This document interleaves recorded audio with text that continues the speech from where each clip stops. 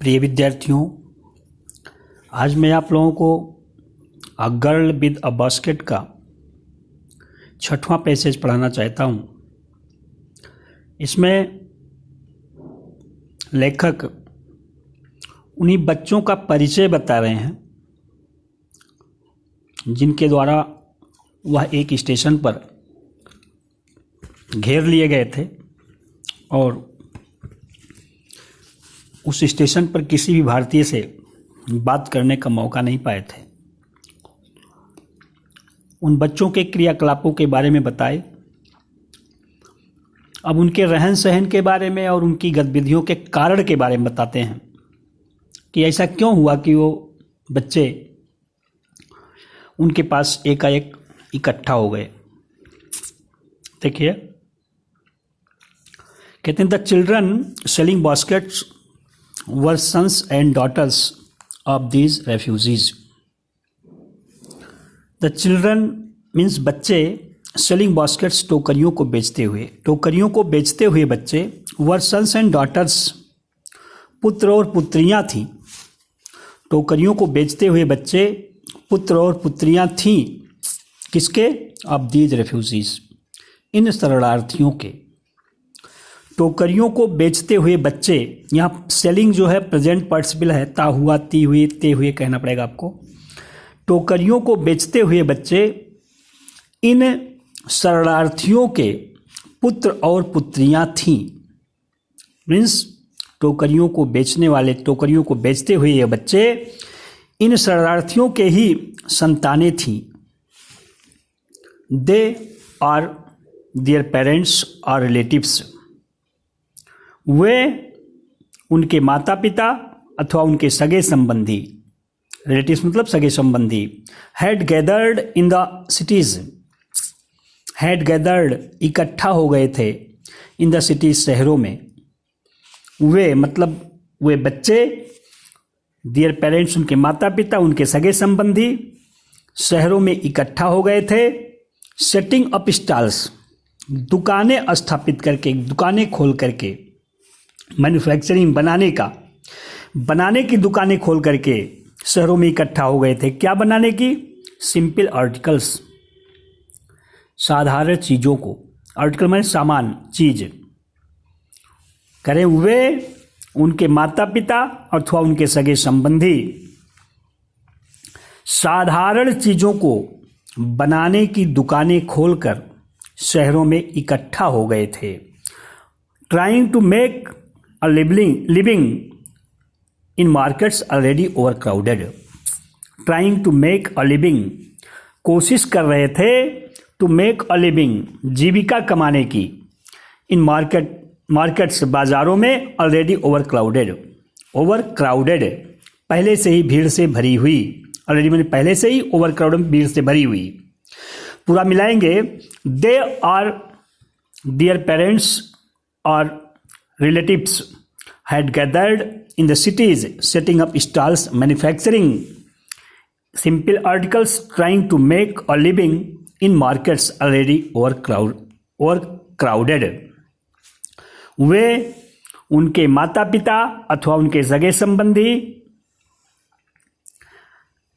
साधारण चीजों को बनाने की दुकानें खोलकर शहरों में इकट्ठा हो गए थे और पहले से ही भीड़ से भरी हुई बाजारों में अपनी जीविका कमाने की कोशिश कर रहे थे। मेक अ लिविंग मतलब जीविका कमाना। They lived in cloth and grass sheds, they lived वे रहते थे। कहाँ रहते थे?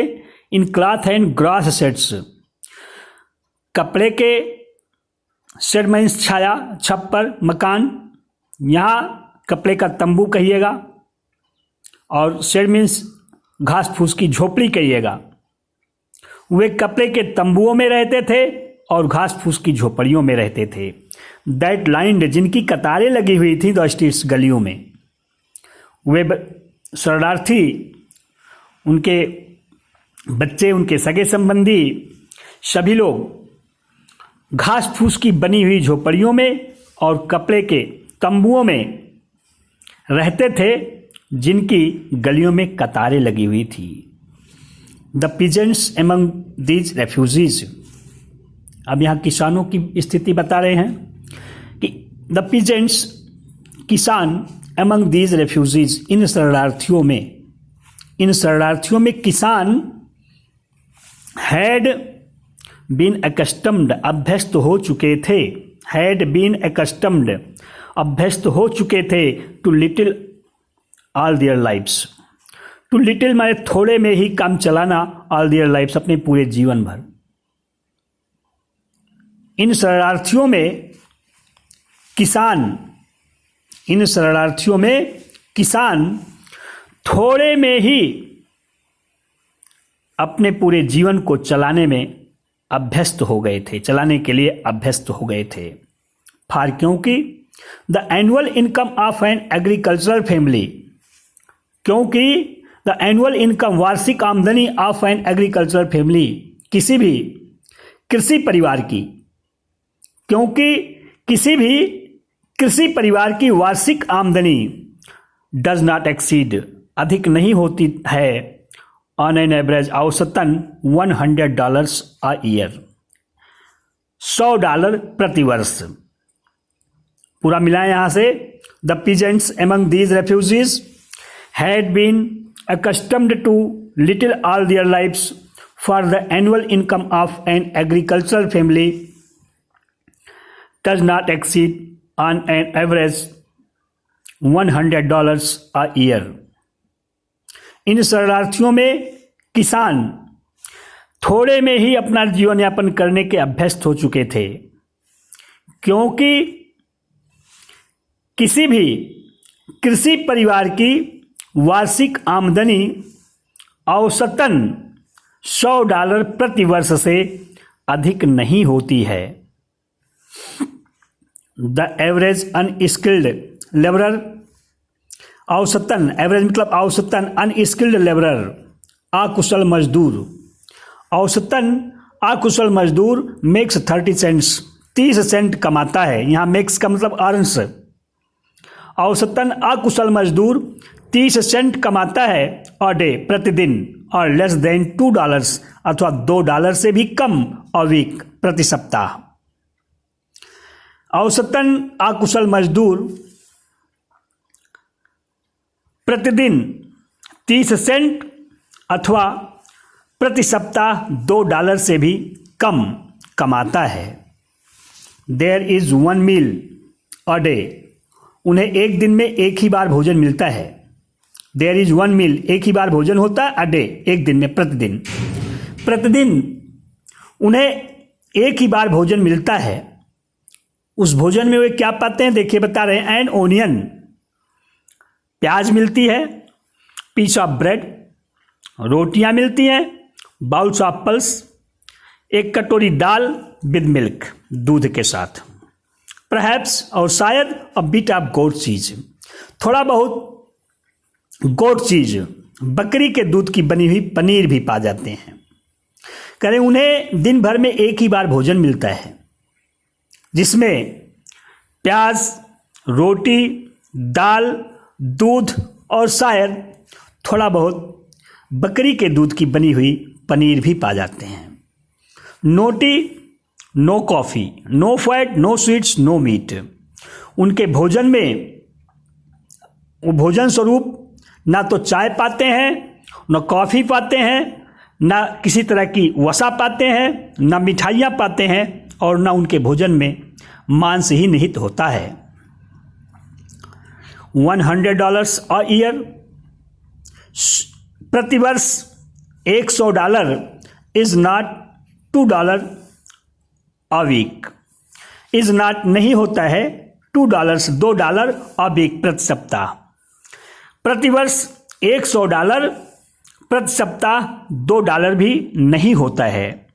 Yet even that small amount, फिर भी उस छोटी सी रकम को भी, इज हार्ड, बड़ा कठिन होता है, टू अर्न, कमाना, फिर भी उस छोटी सी रकम को भी कमाना बहुत कठिन होता है, बाय सेलिंग बास्केट्स, टोकरियों को बेचकर।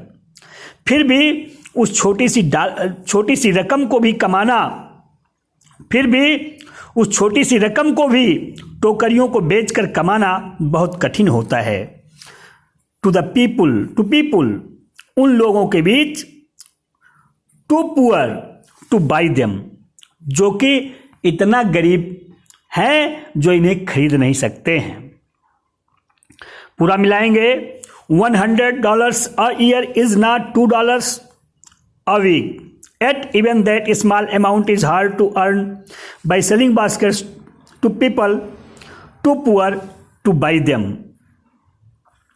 करें कि प्रतिवर्ष $100, प्रति सप्ताह $2 भी नहीं होता है। फिर भी इस छोटी सी रकम को भी ऐसे लोगों के बीच टोकरियों को बेचकर कमाना बहुत कठिन होता है जो कि इतना गरीब होते हैं जो इसे खरीद नहीं सकते हैं। दैट नो डाउट, यही बात थी, निसंदेह यही बात थी।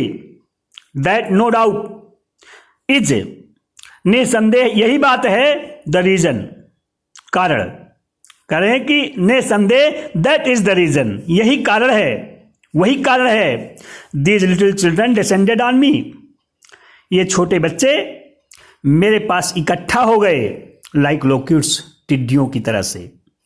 यही कारण है, निसंदेह वही कारण है जो कि ये छोटे बच्चे मेरे पास टिड्डियों की तरह से इकट्ठा हो गए थे। आई एन अमेरिकन, मैं अमेरिका का एक निवासी, वॉज डाउटलेस, निसंदेह था, द मोस्ट प्रॉमिसिंग मार्केट, सबसे अच्छा ग्राहक, यहाँ बाजार नहीं, प्रॉमिसिंग माने वादा करना नहीं, मोस्ट प्रॉमिसिंग मार्केट का मतलब सबसे अच्छा ग्राहक, दे हैड सीन, जिसे वे देख लिए थे। करे हैं कि निसंदेह वही बात है, निसंदेह वही कारण है जो कि ये छोटे बच्चे मेरे पास टिड्डियों की तरह से इकट्ठा हो गए थे कि मैं, जो कि एक अमेरिकी था, जो कि अमेरिका का एक निवासी था, निसंदेह उनके लिए एक अच्छा ग्राहक था जिसे वे देख लिए थे। ये हिंदी हो गई। नाउ इन इंग्लिश, आप कहिए, here the writer describes about the children by whom he was surrounded at one station. He says that the young children selling baskets, the young children selling baskets were sons and daughters of those refugees. In his view, the children selling baskets were babies of those refugees who had taken shelter in India at the time of partition between India and Pakistan. Expressing about their livelihood,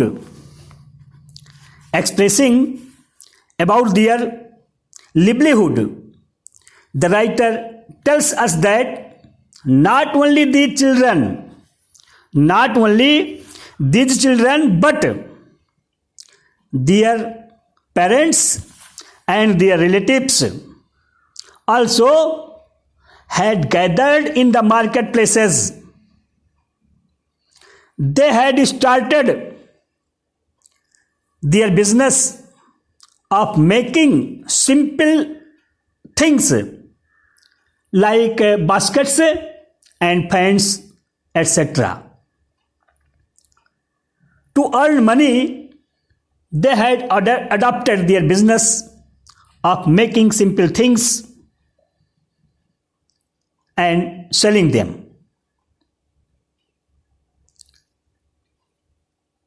We have understood that they were trying to earn their livelihood They were trying to earn their livelihood in the marketplaces in the cities, which were already overpopulated.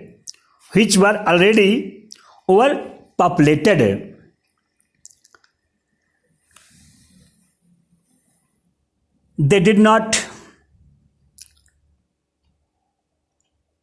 expressing about the dwelling places, expressing about the residences of those refugees. The writer says that they did not live in a charming houses. They did not live in charming houses, but they had arranged tents as well as huts to live in. Their huts and tents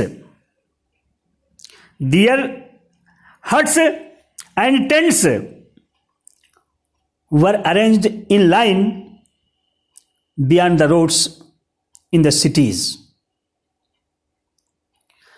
Now, the writer tells us about the farmers, about the condition of farmers in India. In his view, the farmers in India had made themselves habitual to live simple life. According to the writer, the farmers in India had been accustomed to live a simple life. Expressing the reason, he says that the annual income of those farmers was very meager, very small. The income of an agricultural family was not more than $100 per year. Now, the writer points out the food and clothing. Now, the writer points out the food and clothing of those refugees. He says that they did not have their food with tea, coffee, fat, sweet, or meat, but they used to take simple meal only once in a day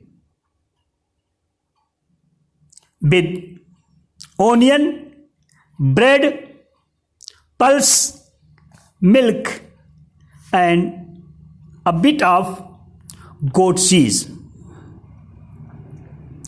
Now, the writer expresses the reason that's why the children surrounded him at that station. On account of their small income,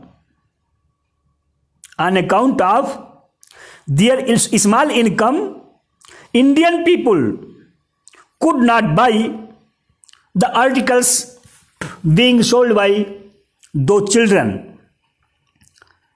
Therefore, the children tried to impress an alien as soon as they saw him.